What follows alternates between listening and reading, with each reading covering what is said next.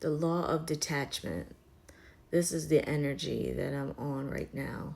Let's talk about it. So, there are 6 principles that I want to discuss and expound upon. The first one is allow people to be who they are. Ultimately, stop trying to change people. Stop trying to force people to be in a box that you have put them in. And stop trying to change your environment. It is what it is. I go back to its compatibility. Sometimes it's a person that is just not compatible with you, and there's nothing wrong with that. Have you ever met somebody who you just don't feel it for? Well, that could be applied to your work, that could be applied to a person, whatever. Just stop trying to make it something that is not and accept it and move on swiftly. The harder we resist, the more that the energy, the bad vibes persist. Number 2, be authentic. When you are yourself, it's pretty easy to just not so much not care about what other people think, but you are who you are. So don't try to change or try to acquiesce to anybody else's vision for you. Just be what you are in God. Number 3 is don't force things. Don't force things or force situations. Let them be. If you're in a relationship or you're with somebody and it's just not working, don't carry this shame, this fake shame that says, "Oh, if it doesn't work out, how's that going to look?" or whatever. Don't force it. Allow and be confident in who you are and what you are and what you bring to the table. If it's a job or something else, same thing. Don't force it. Don't try to go run into HR every 5 minutes. Just don't force it. Move accordingly.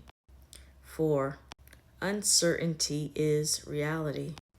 Now, I say uncertainty is reality, but faith is the knowing that you will be okay with the help of God. It doesn't matter what it looks like financially, whether it's somebody coming and going from your life, whether it's a job, whether it's your family situation, whatever it can be. It's uncertain to you, but it's not uncertain to God. Stand on his principles and know that he has a plan for you to prosper you. 5, everything happens for a reason and in your favor. When I think about the Bible scripture around Joseph and how he knew he would be something great, but his brothers were such haters. They were probably upset that they didn't hear from God like he did, or that had that revelation. And so they were jealous, right? And they threw him into slavery, and they really just left him for dead, basically. And even after all of that, and ended up going to jail and all the things, guess what? He ended where God said he would end. So I say everything happens for a reason. Trust the process. God knows what he is doing for your life. And though it may seem bleak right now, it might not seem like you're going in the right direction, it may not seem you're in alignment, sometimes that's just so you can trust him.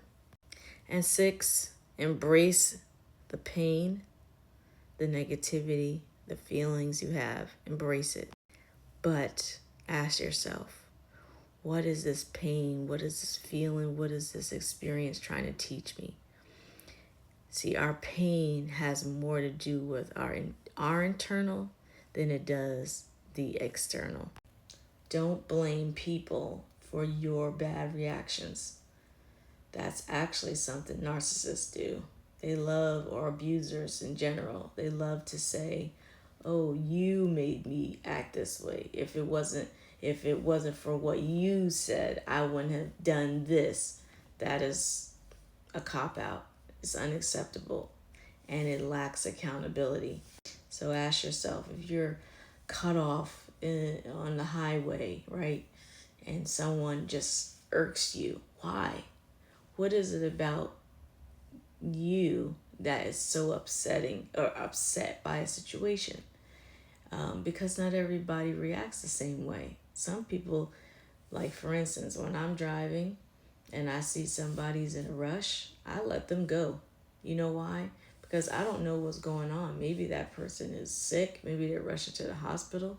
Maybe they're rushing home. There's an emergency. I always look at it that there's something going on with them. And even if they're just a bad driver, I'm going to get out your way because I don't want to have any issues on the road, you know? So I just let people do them. I don't chase them down and I don't go crazy and put my finger up. Like, what is all that about? So that has more to do with you than the other. If it's something that happens at your job or your family members, what is it that causes you, your children, if they upset you? That there's no excuse to overreact to them.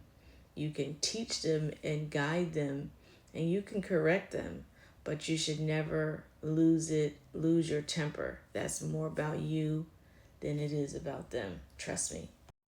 What I love about the law of detachment, or just it's a whole detachment, emotional detachment, is that it gives you power. It gives you the ability to come into a world where there are constant triggers and detach and back away from it, knowing that one, God has you, two, that people can't make you do anything, three, accepting who and what the person is, the environment, etc., whatever it might look like. And it's just easier to be like, bye.